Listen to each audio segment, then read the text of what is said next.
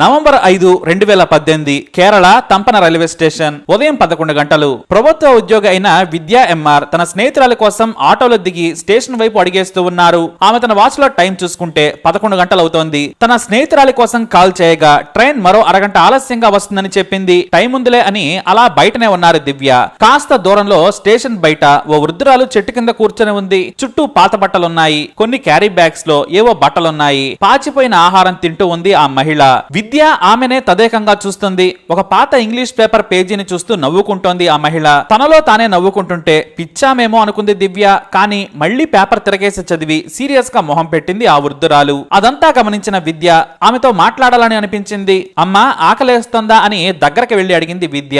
లేదని చెప్పింది ఆ వృద్ధురాలు. తినడం కోసం ఏమైనా తీసుకురమ్మంటారా అంటే సరే అని నవ్వుతూ చెప్పింది. దీంతో ఆమె మెంటల్ గా స్ట్రాంగ్ గానే ఉన్నట్టు తెలుసుకుని విద్య సంతోషించింది. మీ పేరు అని అడిగితే వల్సా అని చెప్పిందామె. ఆ తర్వాత ఒక్క నిమిషం అమ్మా అంటూ రోడ్డు దాటి మంచి హోటల్లో ఇడ్లీ వడ తీసుకొచ్చింది. అంతేకాదు వాటర్ బాటిల్ కూడా ఇచ్చింది విద్య. తినమని అడగ్గా మధ్యాహ్నం తింటాను థ్యాంక్ యూ అన్నారామె. నీ పేరేంటమ్మా అని అడిగింది ఆ మహిళ.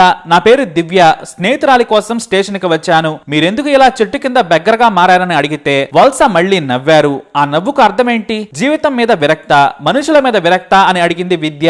వెంటనే ఆ వృద్ధురాలికి కన్నీళ్లొచ్చేశాయి. విద్య సైతం ఆ ఎమోషన్ భరించలేకపోయింది. కళ్ళల్లో నీళ్లు తిరుగుతూ ఉన్నాయి. సమాధానం లేని ఆ వృద్ధురాలి చూపు విద్య మనసును కకావికలం చేసింది. స్టేషన్ బయట చెట్టు కింద ఇంగ్లీష్ పేపర్ చదువుతున్న ఆమె గురించి తెలుసుకోవాలనుకుంది విద్య. ఆ వెంటనే వల్సా విద్యతో ఇలా అంది. నిన్ను చూస్తుంటే నా కొడుకు గుర్తొస్తున్నాడమ్మా అని చెప్పింది. మరి కొడుకు ఉండగా ఎందుకెలా అని అడిగింది విద్య. నాకేం తెలుసు, నా భర్త మొదట వదిలేశాడు, ఆ తర్వాత కొడుకు, ఇద్దరు బయటకు పంపించేశారు, బంధువులు చీకొట్టారు. నాకు చనిపోవాలనిపించింది కానీ ధైర్యం చాలలేదు. దేవుడు ఎలా దారి చూపితే అలా వెళ్లాలనుకుని ఇలా బెగ్గరగా మారాను అని చెప్పుకొచ్చింది. మరి మీరేం చేసేవారు అని అడిగితే అప్పుడు చెప్పింది అసలు విషయం. ఆమె ఒక స్కూల్ టీచర్. 30 ఏళ్ల పాటు వల్సా మలప్పురం ఇస్లామియా పబ్లిక్ స్కూల్లో సైన్స్ టీచర్ గా పనిచేసింది. అది ఎయిడెడ్ స్కూల్. కొన్నాళ్ల పాటు పెన్షన్ 5,000 వరకు వచ్చేది. ఆ తర్వాత ఆగిపోయింది. ఆ వెంటనే భర్త వదిలేశాడు. కొడుకు పెళ్లి చేసుకుని వేరే చోటుకి వెళ్ళాడు. ఎంతో కష్టపడి ఇంజనీరింగ్ చదివించింది. మరి ఆ కొడుకుకి భార్య పిల్లలే ముఖ్యమయ్యారు. అమ్మ అతనికి చీప్ గా కనిపించింది. నా బట్టలు నా వేషం చూసి తన పరువు పోతుందనుకున్నాడు. వదిలేసి వెళ్లిపోయాడు. ఎక్కడికి వెళ్ళాడో తెలియదు. నా చెల్లెలి దగ్గరకు వెళితే నీ భర్త నీ కొడుకే వదిలేశారు, నిన్ను నా దగ్గర ఉంచుకుంటే నా భర్త పిల్లలు నన్ను వదిలేస్తారని చెప్పింది. అందుకే ఇలా రైల్వే స్టేషన్ చెట్టు కిందే బ్రతుకుతున్నానని కన్నీటి పర్యంతమవుతూ చెప్పిందామె.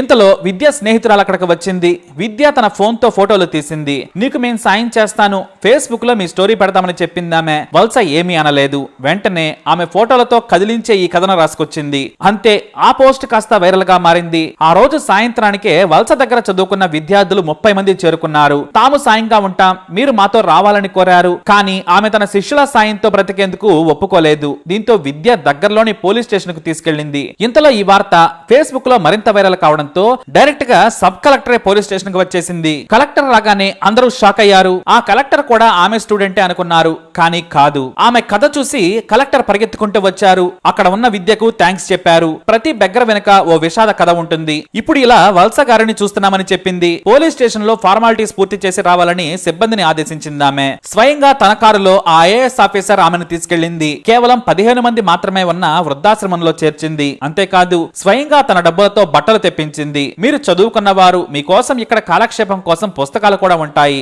మీకు అనారోగ్య సమస్యలు వచ్చినా సిబ్బంది చూసుకుంటారని ధైర్యంగా చెప్పింది. చివరగా మీరు మీ కొడుకు దగ్గరకు వెళతారా అంటే అవునందామె. అధికారులు ప్రయత్నించి ఆమె సోదరుడిని పిలిపించారు. కానీ వాళ్ళు ఆమెను తీసుకెళ్లేందుకు ఆసక్తి చూపించలేదు. దీంతో కొడుకు కోసం ప్రయత్నించినా ఆచూకీ దొరకలేదు. కానీ పోలీసులకు చెప్పి కొడుకు భర్త మీద కేసు నమోదు చేయించారు. అధికారులు ఎంత ప్రయత్నించినా సరే భర్త కొడుకు మాత్రం రాలేదు. ఆమె కళ్ళు కొడుకు కోసం ఎంతో ఎదురు చూస్తూ ఉన్నాయి. చనిపోయే ముందైనా ఒక్కసారైనా 9 నెలలు మోసి పెంచి చదువు చెప్పించిన బిడ్డను చూసి చనిపోవాలనుకుంటుందా ఆ తల్లి. కానీ కొడుకు మాత్రం నేటికి రాలేదు. ఇలాంటి బిడ్డలు ఏ తల్లికి ఉండకూడదు. అయినా సరే తన కొడుకు మీద ఆమెకు ఏమాత్రం కోపం లేదు. ఒకప్పుడు కొడుకుతో చివరి రోజులు గడపాలనుకుందామే. కానీ చివరిసారిగా ఒక్కసారి కొడుకును చూసినా చాలనుకుంటుంది. ఇప్పుడు మనవడో మనవరాలో ఉంటే వారిని ఒక్కసారి ముద్దాడాలని మాత్రమే ఆ వృద్ధురాలు కోరుకుంటుంది. కానీ ఆ భాగ్యం కూడా కలిగించని పిల్లలు ఈ కాలంలో ఉన్నారు. ఆమె కోసం స్టూడెంట్సే పరిగెత్తుకుంటూ వచ్చారు. ఏ బంధం లేని కలెక్టర్ కూడా ఆమె ముందు వాలిపోయారు. మరి ఆమె కోరిక తీరాలని కోరుకుందాం. మరి ఈ వీడియోపై మీ అభిప్రాయాన్ని కామెంట్ ద్వారా తెలియజేయండి. అలాగే వీడియోని లైక్ చేయండి, షేర్ చేయండి, మా ఛానల్ ని సబ్స్క్రైబ్ చేసుకోండి.